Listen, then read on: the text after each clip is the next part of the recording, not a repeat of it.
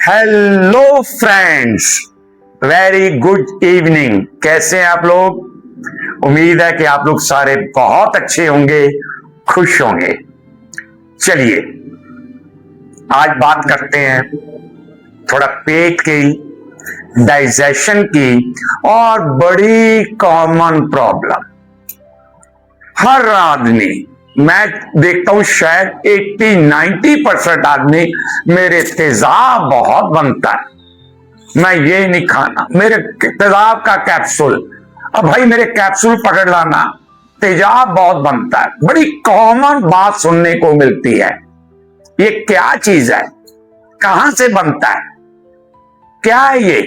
It is known as APD, that is acid peptic disease, acid peptic disorder। ये acid peptic disease क्या है? जब हमारे stomach, मुंह है, खाना खाया, दांतों ने अपना काम किया, उसको अच्छी तरह क्रश किया, उसकी पेस्ट बनाई, सलाइवा उसमें मिला, अंदर चला गया फूड पाइप पे, जिसको ओसियोफेगस कहते हैं, फूड पाइप। ये जाके एंड होता है एक पाउच में जिसे स्टोमिक कहते हैं, आमाशय। वहां जाके फूड इकट्ठा होता है, डाइजेशन वहां से शुरू होती है। एंजाइम, लिवर की एंजाइम्स, ये सारे इसको डाइजेस्ट करते हैं और डाइजेस्ट करने में एंजाइम के साथ साथ एक चीज और अपनी बॉडी में प्रोड्यूस होती है, that is HCl, hydrochloric acid. 0.8% अपनी बॉडी में फॉर्म होता है खाना पचाने के लिए। खाना अपने आया, ओसियोफेगस जो अपनी फूड पाइप है, वहां से होते हुए अपने स्टोमिक में आ गया। स्टोमिक में HCl प्रोड्यूस हो रहा है और जो मेम्ब्रेन्स है स्टोमिक की और इंटेस्टाइन की, इनमें से एंजाइम और म्यूकस जो है प्रोड्यूस होता रहता है। जब आपकी बॉडी के एसिड में इम्बैलेंस आ जाता है, 0.8% से इसकी रेशो बढ़ जाती है। हाइपर एसिडिटी के नाम से हम लोग कॉमन जानते हैं कि अब हाइपर एसिडिटी हो गई, तेजाब बनना शुरू हो गया या बार बार तेजाब बन रहा है। अब ये जो तेजाब बनने की जनरल सी प्रॉब्लम आप लोग एक कैप्सूल लेके खत्म हो गई समझते हैं, ये खत्म नहीं होती। ये आगे जाके gastroenteritis, GERD, GERD, gastro ओसियोफेगस reflux disease, GERD, IBS, irritable and irregular, irritable and irregular bowel syndrome, ये ऐसी बीमारियों को जन्म देती है। APD, acid peptic disease, acid peptic disorder. इसके कॉजेस क्या है? कारण क्या है? ये क्यों ऐसा होता है? एक तो हम लोग जमीन के नीचे का पानी पीते हैं, जमीन के नीचे की सब्जियां खाते हैं, उसमें एक बैक्टीरिया पाया जाता है, दैट इज H. पाइलोरी। जब ये H. पाइलोरी अपनी बॉडी में जाता है तो ये परफोरेशन करता है उस मेम्ब्रेन्स में और एसिड को इम्बैलेंस कर देता है, H. पाइलोरी। और क्या क्या कारण है? स्मोकिंग, अल्कोहल की मात्रा ज्यादा लेना, हाई कार्बोहाइड्रेट फूड्स जैसे bakery foods, soda, cold drinks, energy drinks, cake, pastries, heavy starch वाला खाना, डीप फ्राइड मील, स्पाइसी मील, मिर्च मसाले, ऑयल, पार्शियल कॉन्स्टिपेशन, पेट का पूरी तरह साफ ना होना, रेगुलर मेडिसिन का चलना, एनाल्जेसिक दर्द की दवाएं, कोई थोड़ी सी प्रॉब्लम हुई पैरासीटामोल ले ली, कोई थोड़ी सी प्रॉब्लम हुई एनाल्जिन ले ली, डाइक्लोफिनेक ले ली, ब्रूफेन ले ली, नेप्रोक्सन ले ली। एक रूटीन में वो मेडिसिन को हम लोग अंदर डालते जा रहे हैं। Heavy doses of antibiotics, regular use of anti allergic medicine, ये भी एक कॉज है जो आपका एसिड पेप्टिक डिसऑर्डर करती है और इस डिजीज को जन्म देती है। हेरिडिटी, बहुत पेशेंट मुझे हेरिडिटी मिले हैं। ओवर स्ट्रेस, इससे डायरेक्ट इसका कनेक्शन है, डायरेक्ट कनेक्शन। यहां पे स्ट्रेस आया, ये इम्बैलेंस हो गया। आती है ये मैंने आपको इसके कॉजेस बताए कि कारण क्या क्या हो सकते हैं। पहला कारण इंफेक्शन, एच पेलोरी आ गया। लाइफस्टाइल, खाना पीना, हैवी खाना खाना, रात को खाना खा के सो जाना, सीधे नहीं लेटना, टेढ़ा लेट जाना, उल्टे लेट जाना, हेड को हमेशा सीधा रखना है और अपने पिल्लो से 6 से 8 इंच ऊपर रखना है, स्ट्रेट हेड। पानी की मात्रा, हाई फाइबर मील, हरी सब्जियां, रेशेदार सब्जियां, पत्तेदार सब्जियां, इनका सेवन करना चाहिए। जब हम इनकी बजाय फास्ट फूड, तली हुई चीजें, मैदा, शुगर, कोल्ड ड्रिंक्स, इन चीजों का सेवन करते हैं तो ये प्रॉब्लम आती है। कॉज पता चल गए हम लोग को क्या क्या कॉज है इसके। अब हम बात करते हैं इसके सिम्टम क्या है। कैसे पता चलेगा कि आप इस बीमारी से बीमार हो चुके हैं?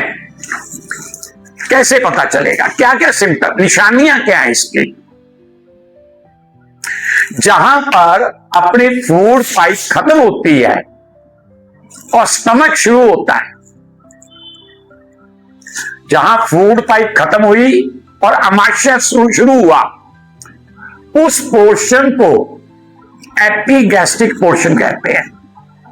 और यहां पर एक स्फिंक्टर होता है, LES, हम लोग मेडिकल लैंग्वेज में उसको कहते हैं, सिंपल सा समझा रहा हूं, लोअर ऑसियोफेगस स्फिंक्टर। जहां पे इनका जोड़ होता है वहां पे सूजन आ जाती है, पेन होने लगता है, वॉमिटिंग या वॉमिटिंग जैसा लगना, मुंह का टेस्ट खराब हो जाना, बिटरनेस, अंदर से बदबू आने वाली हवा आना, बदबूदार हवा अंदर से बाहर आना, मुंह का टेस्ट खराब हो जाना, जलन होना जैसे आग लगी हो, हार्ट बर्न, स्टूल का ब्लैक पास होना, स्टूल के साथ, लैट्रिन के साथ ब्लड, म्यूकस, लेस, चिपचिपा पदार्थ, उसका पास होना या वॉमिटिंग में ब्लड आ जाना, क्योंकि यही एपीडी आगे जाके अल्सर फॉर्म करती है। पेप्टिक अल्सर यही से फॉर्म होते हैं, जो एक जख्म बन जाते हैं आपकी आंतड़ियों में। पानी भी पिया तो वो भी बर्दाश्त नहीं होता, इतना ज्यादा दर्द होता है कई पेशेंट्स को। ब्लीडिंग अल्सर्स होते हैं, वॉमिटिंग के साथ ब्लड आता है, स्टूल के साथ ब्लड आता है, ब्लीडिंग अल्सर्स हो जाते हैं। तो ये निशानियां मैंने आपको कुछ बताई। लॉस ऑफ एपिटाइट, भूख का कम हो जाना, मुंह का टेस्ट खराब रहना, मुंह में पानी आते रहना, तेजाब जैसा फील होना, अंदर से अच्छी स्मेल का ना आना, जलन, पेट का फूले रहना, भारीपन, अपच फील होना, ये सारे सिम्टम जो है। और सेकेंडली पार्शियल ऑब्स्ट्रक्शन, गैस का प्रॉपरली पास ना होना, उसके कारण पेट में कभी यहां दर्द, कभी यहां दर्द, कभी इस साइड में दर्द, कभी इस साइड में दर्द, जिसको हम लोग क्या कहते हैं, बाउल गैस डिस्टेंशन। तो अंदर पड़ा हुआ जो स्टूल सड़ रहा है, उससे जो गंदी गैस फॉर्म हो रही है वो भी बाहर नहीं निकलती, आउटलेट उसका पार्शियल हो जाता है, तब निकलती है, तो भी ये प्रॉब्लम क्रिएट होती है। APD clear? एपीडी किसे कहते हैं हम लोगों ने डिस्कस किया, ये क्यों होती है हम लोगों ने डिस्कस किया, इसकी निशानियां क्या हैं, सिम्टम क्या है वो भी हमने डिस्कस किया। इससे आगे कौन सी बीमारियां होती हैं, जैसे GERD, IBS, अल्सर्स, आगे जाके कैंसर भी हो जाता है, कैंसिनोमा हो जाता है। ये बातें हमने डिस्कस की। अब हम बात करेंगे इससे बचा कैसे जा सकता है, इसका ट्रीटमेंट क्या है, और इससे होने वाली जो बीमारियां मैंने आपको बताई हैं जैसे GERD, IBS, वो क्या हैं, उनकी क्या निशानियां हैं, कैसे उसे बचा जा सकता है, और अगर सफर कर गए हो तो कैसे उसका ट्रीटमेंट करना है। चलिए आगे बढ़ते हैं, ट्रीटमेंट की तरफ आते हैं। सबसे पहले तो जो H. पाइलोरी ने अटैक किया आपकी बॉडी पे, उस कीटाणु को मारना है। उस कीटाणु को, उस बैक्टीरिया को, उस अमीबा को मारने के लिए डॉक्टर्स आपको एंटीबायोटिक्स देते हैं, कॉम्बिनेशन ऑफ एंटीबायोटिक्स देते हैं। अमोक्सिसिन, क्विलिन ग्रुप में नॉरफ्लॉक्सासिन, ओफ्लॉक्सासिन, एम्पिसिलिन, क्लॉक्सासिन, क्लिंडामाइसिन, बहुत आगे एंटीबायोटिक्स हैं जो पेशेंट की sensitivity, severity of the disease और सिम्टम को देखते हुए कॉम्बिनेशन, साथ में मेट्रोनिडाजोल, टेनिडाजोल, सिकेनिडाजोल और निडाजोल, कोई प्रोडक्ट डॉक्टर सेलेक्ट करके आपका ट्रीटमेंट करता है। लेकिन इसकी रीअकरेंस बार बार होती है। बड़े पेशेंट्स की प्रॉब्लम है कि मुझे प्रॉब्लम आई, वॉमिटिंग्स हुई, एपीडी हुई, मैंने ट्रीटमेंट करवाया, डॉक्टर ने जितना ट्रीटमेंट लिखा मैंने ट्रीटमेंट किया, जो परहेज बोला, मैंने शराब भी छोड़ दी, मैंने मिर्ची भी छोड़ दी, मैंने स्पाइसेस खाने भी छोड़ दिए, जैसे डॉक्टर साहब ने कहा मैंने माना, लेकिन दोबारा फिर प्रॉब्लम हो रही है। अब ये दोबारा जो बार बार प्रॉब्लम हो रही है, इसको चेक करना होगा, क्या ये लाइफस्टाइल की डिस्टर्बेंस से दोबारा स्टार्ट हो गई, या H. पाइलोरी दोबारा अटैक कर रही है, या H. पाइलोरी के एग और लार्वा अंदर प्रजिस्ट कर रहे हैं। तो क्या किया जाए, पानी तो नीचे से पीना है, एक बार तो मार दिया इसको, अब दोबारा क्या करें, उसका एक बहुत अच्छा सा उपाय आपको बताता हूं। क्योंकि जब हम लोग इसका ट्रीटमेंट करते हैं तो साथ में हम लोग एंटीबायोटिक के देते हैं एंटासिड, ताकि जो एक्सेस मात्रा में तेजाब बन चुका है, जैसे सिमेथिकॉन, मेगाड्रेट, ड्राइलमिन हाइड्रोक्साइड, ये कुछ एंटासिड प्रोडक्ट हैं जो हम लोग क्विक रिलीफ के लिए पेशेंट का एक्स्ट्रा बना हुआ एसिड न्यूट्रल करने के लिए देते हैं। अगर दर्द है, पेन है, तो एंटीस्पाज्मोडिक, पेन को कम करने के लिए मेडिसिन दी जाती है। वॉमिटिंग्स है, anti emetic, metoclopramide, triflupromazine, डॉपरिंडोन।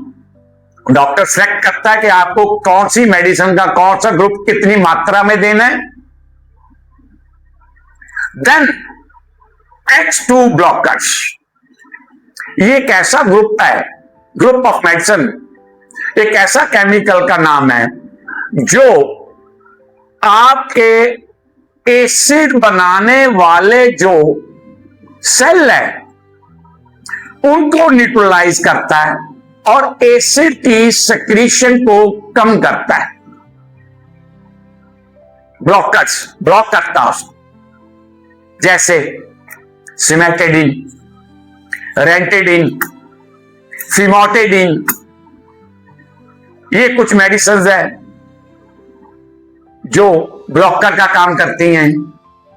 Then PPI, proton pump inhibitor, PPI, जैसे पेंटेप्राजोल, रबेप्राजोल, लेंजेप्राजोल, ये कुछ मेडिसिन हैं जो कि आपका जो पंप एसिड ज्यादा प्रोड्यूस कर रहा है उसको न्यूट्रल कर देना है, उसकी एक्टिविटी को कंट्रोल करना है। ये दिया जाता है हाई फाइबर मील, लो फैट मील, फैट ज्यादा नहीं लेना है। तो मैं जो H. पाइलोरी की बात कर रहा था, एक बार तो आपने एंटीबायोटिक और डॉक्टर ने ट्रीटमेंट करके H. पाइलोरी को खत्म कर दिया, दोबारा ये बार बार रीअकरेंस हो रही है, तो उससे बचने के लिए इसका जो सोर्स, जिस रास्ते से ये अपनी बॉडी में जा रहा है, पानी के रास्ते, पानी खराब है, पानी में ये प्रवेश करता है, तो पीने वाला पानी, जो पानी आपने पीना है उसमें से H. पाइलोरी और बाकी जो अमीबा है उसको खत्म कर दिया जाए। उसको करने का एक ही रास्ता है कि पानी को बॉयल कीजिए, पानी को छान लीजिए, ताकि जो हैवी मेटल्स हैं, डस्ट है, या आपके घर में RO लगा है या कोई प्यूरिफायर लगा है, पानी लेके उसको 35 to 45 मिनट्स पानी आपको बॉयल करना है, बॉयल। अब एंटासिड भी बॉडी में मैंने बताया आपको डाला जाता है, तो एक बढ़िया एंटासिड जो है वो है सोडियम बाइकार्बोनेट, जो बहुत मेडिसिन में हमको मिलता है, टैबलेट में हमको मिलता है, मीठा सोडा, जो घर में इजीली अवेलेबल है। अगर आपका कंजप्शन है जो पानी का, मान लीजिए छोटी फैमिली का कंजप्शन 5 लीटर है, तो 1 लीटर एक्स्ट्रा पानी, मतलब 6 लीटर पानी लेके आप उसको बॉयल कीजिए।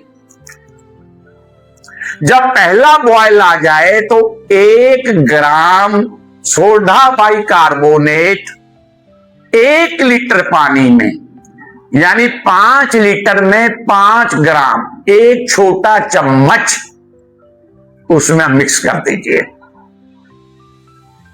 और उसको 45 मिनट्स तक बॉयल करना है। 1 लीटर पानी एवेपोरेट हो जाएगा। अब आपका ये अल्कलाइन वाटर तैयार हो गया, कुछ नहीं डालना इसमें और आंवला ये कुछ नहीं। सिंपल करना क्या है कि एक घड़ा नया लेके आना है, मिट्टी का बर्तन, घड़ा नया होना चाहिए, पुराना नहीं। ये जो पानी आपने बॉयल किया है ये उस घड़े में डाल दीजिए। 1 घंटा मिनिमम 60 मिनट्स ये उस पानी उस बर्तन में रहेगा। उसमें परफोरेशन होती है, स्टोमेटास होते हैं, बहुत छोटे छोटे छिद्र होते हैं मिट्टी के बर्तन में, वहां से प्रोसेस चलता है। 1 घंटे बाद जो आपका पानी तैयार हो गया वो अमृत है।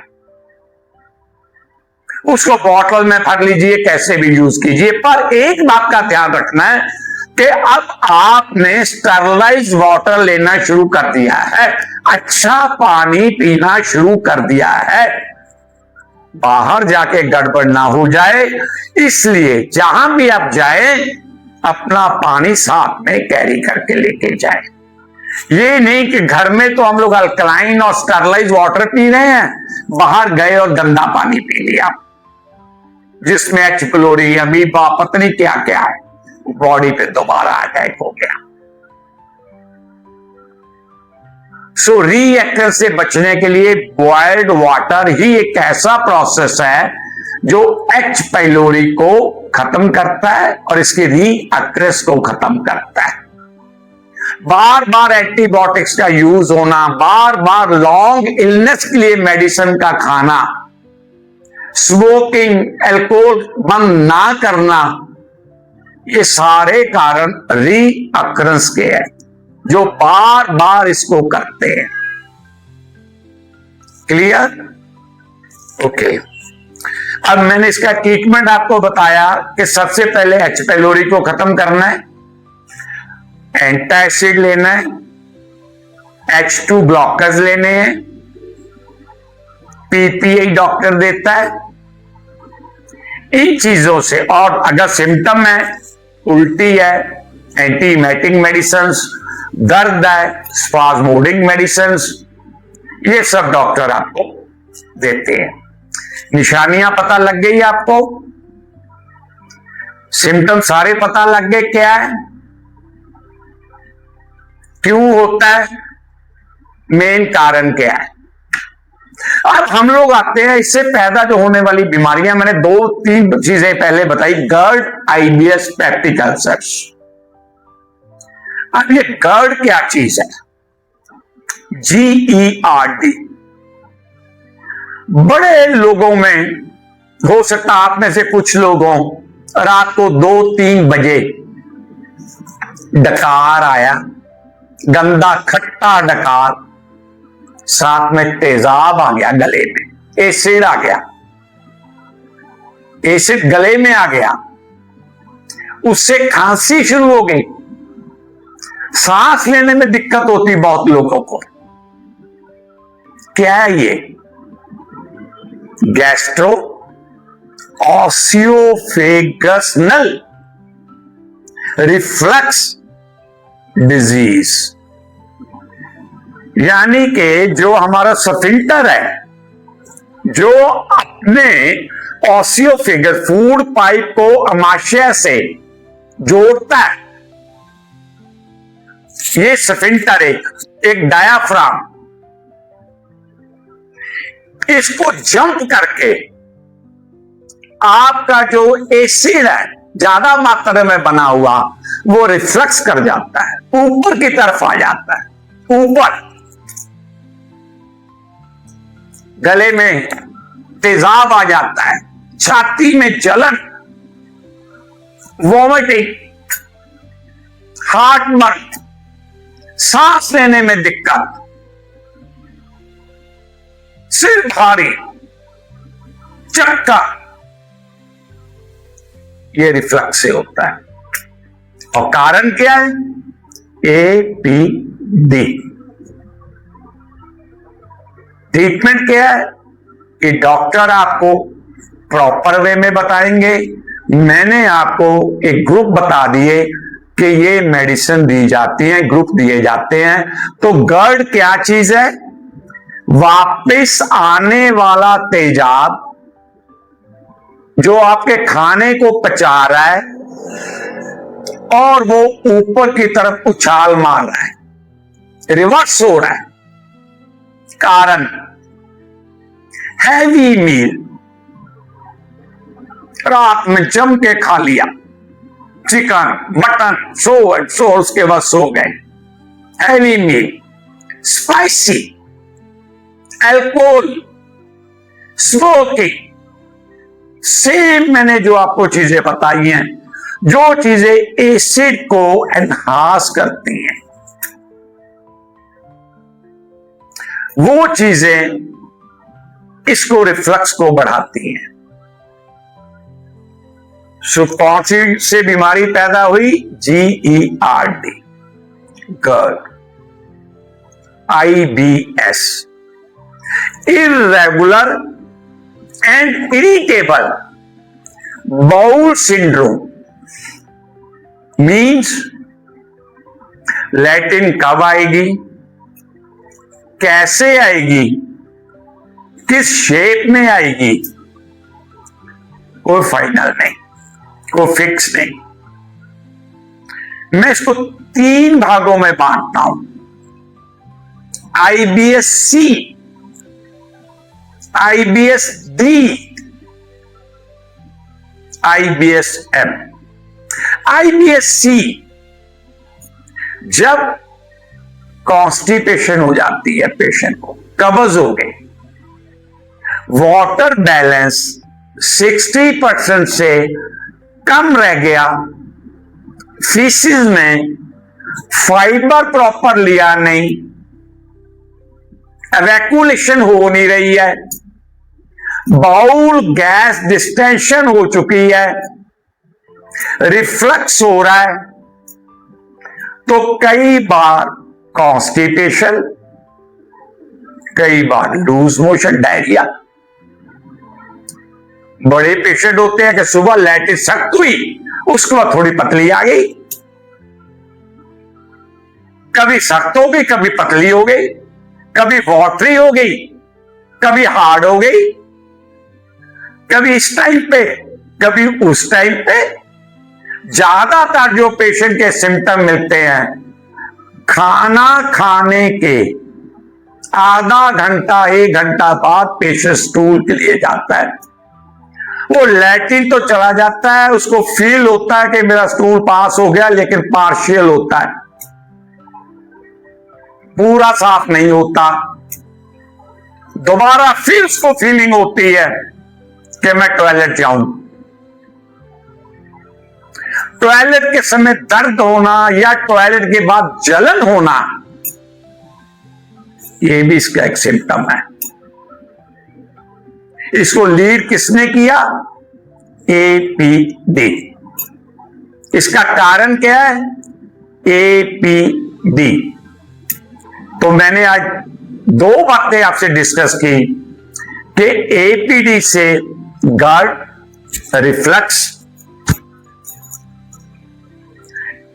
APD से IBS, इरिटेबल बाउल सिंड्रोम, सूजन आ जाती है आंतड़ियों में। जो पेरिसाल्सल मूवमेंट है अपनी आंतड़ियों से, जिससे खाना पचता है, उसकी कॉन्ट्रैक्शन में, मूवमेंट में, ग्रिप में कमी आ जाती है। जो आपके इंटेस्टाइन के मसल्स टिश्यूज है वो प्रॉपर काम नहीं करते हैं, उनकी पेरिसाल्सल मूवमेंट लूज हो जाती हैं, जिससे कभी कब्जी हो जाना, कभी पतली लैट्रिन आना, खट्टे डकार आना, उल्टी जैसा लगते रहना, बर्पिंग होना, बर्पिंग होती रहती है। ये सारे सिम्टम जो है ये IBS के हैं। मेन कॉज IBS किन लोग को मैंने ज्यादा देखा है प्रैक्टिकली, जो लो फाइबर मील लेते हैं, जो हाई स्ट्रेस में रहते हैं, जिनका लाइफस्टाइल अच्छा नहीं है, स्मोकिंग, अल्कोहल, मिर्ची मसाले, रात को हैवी खाना, फिजिकल एक्सरसाइज निल। सो खाना शाम को 6 बजे से 7 बजे के टाइम पे आपको खा लेना है। जो लोग सफर करते हैं, सफर, अ मील आफ्टर डिनर, वो लोग क्लब जाते हैं या कोई नाइट क्लास होती है या नाइट ड्यूटी है, डिनर के बाद का खाना सोना नहीं है, खाते तुरंत सोना नहीं है, थोड़ी देर 2-3 घंटे आपको जागना है बेड पे जाने से पहले, और स्ट्रेस फ्री रहना है, ज्यादा स्ट्रेस नहीं लेना है। ये IBS के बारे में मैंने आपको बताया, कोशिश की है कि शॉर्ट में सारी चीजें मैं आपसे डिस्कस कर लूं। अब आ गया पेप्टिक अल्सर। जब स्टमक के अंदरली मेम्ब्रेन में एसिड ज्यादा ब्लॉक होने के कारण, मेम्ब्रेन ज्यादा वीक होने के कारण छोटे छोटे जख्म बन जाते हैं, छाले टाइप के जख्म बन जाते हैं, जख्म, अल्सर्स। बहुत पेनफुल होता है, बहुत पेनफुल। वोमिटिंग में ब्लड आना, स्टूल में ब्लड आना, ब्लैक स्टूल पास होना, मेन सिम्टम है इसके, main symptoms. Clear? Any doubt? So हम लोगों ने क्या डिस्कस किया आज? व्हाट इज एपीडी, ये क्यों होती है, इसके कारण क्या है, और इससे क्या बीमारियां लीड होती हैं, सेकेंडरी प्रॉब्लम्स क्या आती हैं, कैसे बचा जा सकता है। हाई फाइबर मील लेना है। हाँ, एक देसी सा फार्मूला मेरे दिमाग में आया है यार। जो आदमी ज्यादा सफर करते हैं एपीडी से, तेजाब की मात्रा ज्यादा बन जाती है, तो घर में एक रेमेडी आपको बता रहा हूं। दूध लेना है, दूध को बॉयल करना है, मीठा नहीं डालना है, शुगर फ्री बॉइल्ड मिल्क, एक सिंपल कांच का गिलास आप उस दूध से भर लीजिए। घर में फ्रीजर में रखना है, बर्फ वाले खाने में, रेफ्रिजरेटर के बर्फ वाले खाने में फ्रीजर में रखना, उसको आइस कोल्ड करना है, बर्फ जैसा ठंडा।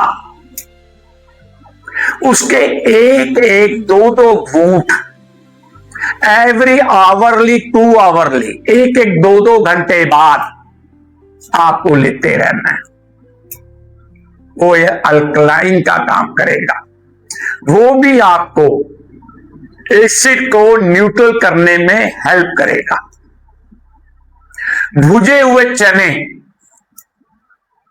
या चने का सत्तू किसी भी रूप में ले लीजिए, भुजे हुए चने खा लीजिए या चने का सत्तू घोल के पी सकते हैं, घोल के पी लीजिए, जैसे आप लोग खाना चाहते हैं।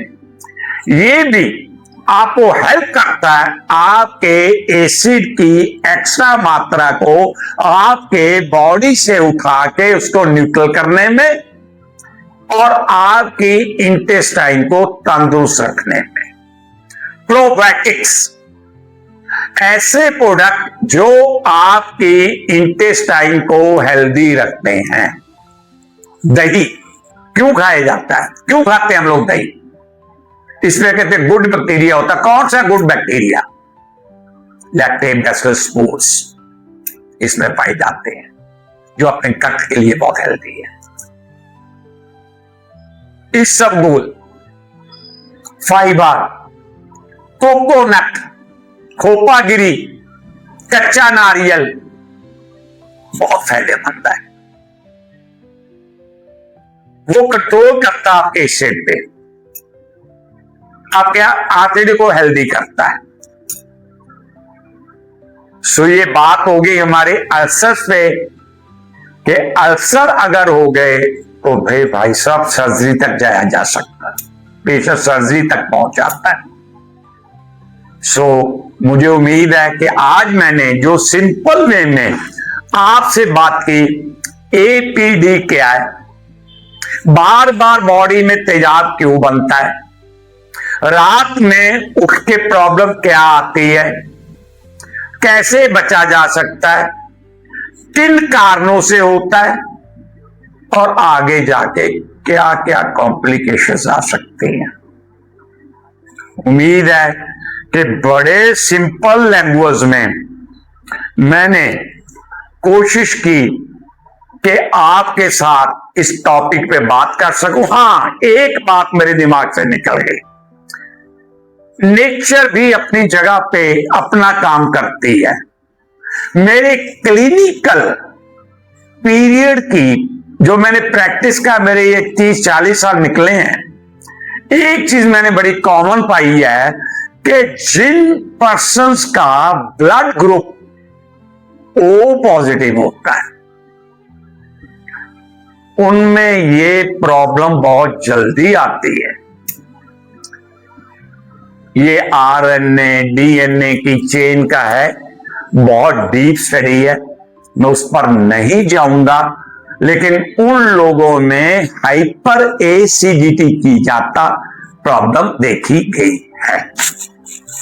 क्लियर? बॉडी का फ्लूइड पूरा रखना है, बॉडी में एसिडिक नेचर ज्यादा नहीं बढ़ने देनी है, खाना बैलेंस लेना है, लाइफस्टाइल हेल्दी रखना है, खाना खाने के बाद तुरंत नहीं सो जाना है, स्मॉल मील्स लेने हैं, हैवी मील्स नहीं लेने हैं, बार बार खाइए, थोड़ा थोड़ा खाइए, चबा के खाइए। और एक मंत्र, गुरु मंत्र जो आपको हमेशा हेल्दी रख सकता है, दैट इज फास्टिंग, उपवास रखना। तो आप अपनी बॉडी, अपने शेड्यूल इसके हिसाब से सेट कर सकते हैं कि आप वीकली उपवास रख सकते हैं, आप अल्टरनेट डेज कर सकते हैं, आप 1 मील फास्ट कर सकते हैं कि एक खाना खा लिया, एक टाइम पे मैं फास्टिंग रखूंगा, सिर्फ लिक्विड डाइट लूंगा। ये भी आपको हेल्प करेगी एसिड को न्यूट्रलाइज करने में। ठीक है दोस्तों, उम्मीद है कि ये सब बातें मैं आप तक पहुंचा सका हूं। अगर अच्छा लगे मेरे दोस्त तो प्लीज चैनल को अभी सब्सक्राइब करना है, दबाइए बटन प्लीज। यस, ये मुझे मोटिवेट करेगा कि मैं आपके लिए और टाइम निकालूं और बातें आपसे करूं, डेली बात करूं आपसे। अगर अच्छा लगे, सेल्फिश नहीं बनना है कि मुझे अच्छा लगा, मुझे समझ में आ गया, मैं किसी को नहीं बताऊंगा, नहीं। शेयर कीजिए, अपनी फैमिली में शेयर कीजिए, दोस्तों को शेयर कीजिए और वेट कीजिए कि कल क्या बात करेंगे, किस टॉपिक पे बात करेंगे। ओके दोस्तों, अब चलते चलते बॉडी की बात हो गई, इसको भी थोड़ी खुराक मिल जाए, ब्रेन की खुराक, थोड़ा हंस लेते हैं। तो दोस्तों, मैंने आपसे पहले भी कहा था कि मैं जो कैरिकेचर सुनाता हूं, ये मेरे कुछ अपने लिखे हुए हैं जो स्कूल टाइम कॉलेज टाइम में लिखता था, फिर उसको स्टेज पे सेलिब्रेट करते थे। मेरा किसी धर्म, किसी पर्सनल आदमी, किसी शहर, किसी लैंग्वेज पे पर्सनल कुछ भी नहीं है। मेरा मकसद सिंपल एंटरटेनमेंट है।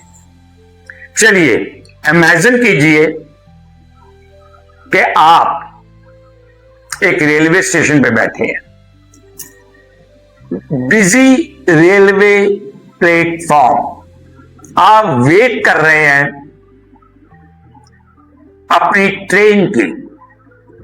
मैं अपने आप को लेता हूं, मैं प्लेटफॉर्म पे घूम रहा था, ट्रेन की वेट कर रहा था, लेकिन बार बार क्या सुनने को मिल रहा था, यात्रीगण कृपया ध्यान दें, अमृतसर से चल के हावड़ा की तरफ जाने वाली गाड़ी संख्या 19370 अपने निर्धारित समय से 1 घंटा लेट आने की सूचना मिली है। कृपया यात्रीगण ध्यान दें, असुविधा के लिए क्षमा चाहते हैं। 5वीं बार सुन चुका था। इतने में कोई चाय वाला, कोई मैगजीन बेचने वाला, सब घूम रहे हैं। टाइम पास करना बहुत मुश्किल लग रहा था। मैं घूमते घूमते थक गया और एक बेंच पे बैठने लगा, तो जो 2 आदमी बेंच पे बैठे हुए थे, 2 पर्सन, वो साइड पे हो गए, मैं बीच में बैठ गया। वो लोग आपस में बातें कर रहे हैं। क्या बातें कर रहे हैं? एक पर्सन दूसरे से कह रहा है, आप कहां से बिलोंग करते हैं?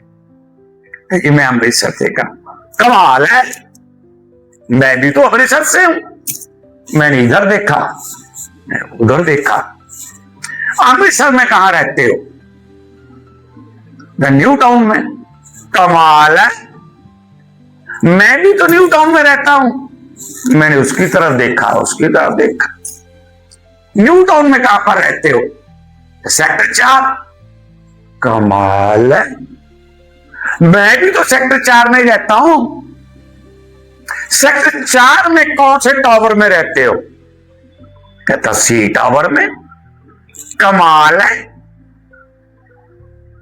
मैं भी तो सी टावर में रहता हूं। कहां जा रहे हो? कहता हावड़ा। कमाल है, मैं भी तो हावड़ा ही जा रहा हूं। आप हावड़ा कहां जा रहे हैं? लाल बाग। कमाल है, मैं भी तो लाल बाग ही जा रहा हूं। भाई मेरे से बर्दाश्त नहीं हुआ। एक तो वैसे बहुत इरिटेट हो चुका था, ट्रेन बहुत लेट थी, एक ये दोनों के कंजर्वेशन के बीच में फंसा हुआ हूं, मुझसे रहा नहीं गया। मैंने कहा 1 मिनट भाई साहब, 1 मिनट, आप एक ही जगह के रहने वाले हो, एक ही मोहल्ले में रहते हो, एक ही फ्लैट में रहते हो, एक ही जगह जा रहे हो, तो यार आप एक दूसरे को जानते नहीं। कहता भाई साहब आप अपने काम से काम रखिए, हम बाप बेटा है, टाइम पास कर रहे हैं ट्रेन आने का। ओके दोस्तों, thank you so much. Okay, good night, good night.